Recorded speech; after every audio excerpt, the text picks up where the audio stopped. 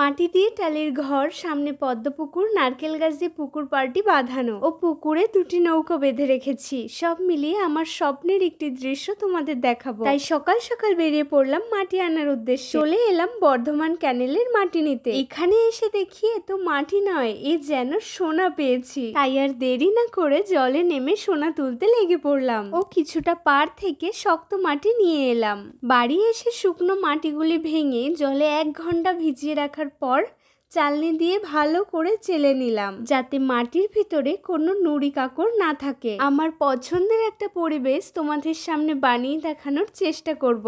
তার জন্য একটা শোলা নিয়ে নিলাম, এটা সুন্দরভাবে কেটে নিচ্ছি। এই নিচু অংশটিতে পুকুর বানাবো, এই উঁচু অংশটিতে ঘর বানাবো। একটা টালির ঘর করব।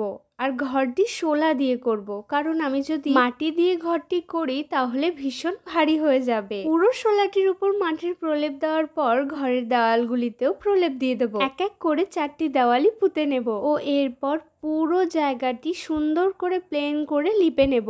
ঘরের মটকা বানানোর জন্য আমি ঝাঁটার কাঠি ব্যবহার করব ও টালি বানানোর জন্য আমি ডিমের কার্টুন ব্যবহার করব। কার্টুনগুলো টালির শেপের অনেকগুলো কেটে নেব ও কাগজের মধ্যে স্ট্যাপলার বা তোমাদের ইচ্ছে মতন তোমরা আঠাও ব্যবহার করতে পারো, আঠা দিয়ে সব এক এক করে লাগিয়ে নিতে হবে। নারকেল গাছের পাতা বানানোর জন্য আমার একটি সরু তার ও পেপার অনেকগুলি ফোল্ড করে পাতার শেপের কেটে নেব ও পাতাটির মধ্যে সরু তারটিকে লাগিয়ে নেব আঠার মাধ্যমে ও আরেকটি পাতা এর উপরে চাপিয়ে দেব।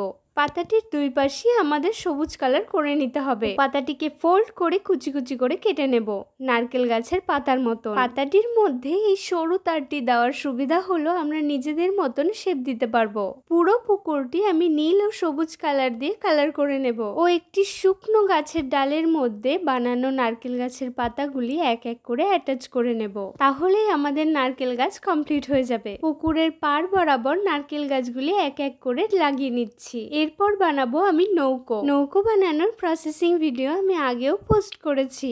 মাটির গন্ধ ও পুকুরের ঠান্ডা বাতাস মনকে শান্ত করে তোলে। টালির চালের ঘরগুলো যেন প্রকৃতির কোলে এক আশ্রয়। পুকুর পাড়ের নারকেল গাছগুলো দিক দিগন্তে মাথা উঁচু করে দাঁড়িয়ে, তাদের পাতায় লেগে থাকা আলো চিকচিক করে আর সারি বাঁধা পুকুর পাড়ে স্নিগ্ধতাকে আরো বাড়িয়ে দেয়। পুকুরের পাড়গুলিতে উল কুচি কুচি করে কেটে লাগিয়ে নিয়েছি ও নৌকোগুলিও কালার করে নিলাম। পদ্ম পুকুরের শান্ত জলে যখন রঙিন পদ্মরা মাথা তুলে হাসে তখন মনে হয় প্রকৃতির সব সৌন্দর্য যেন এক জায়গায় এসে মিশেছে।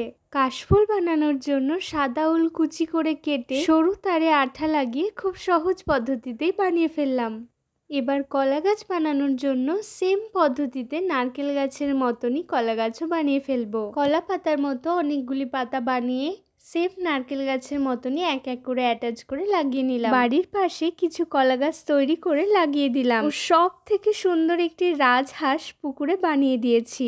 আগে যে মাটির ঘরটি তৈরি করেছিলাম সেখানে অনেকেই কমেন্টে জানিয়েছিলে যে গ্রাম বাংলার একটি দৃশ্য তুলে ধরতে। তাই গ্রাম বাংলার এরকম জায়গা তো আমার ভীষণ পছন্দের। তোমাদেরও কি এরকম জায়গা পছন্দ? তাহলে কমেন্টে জানিও।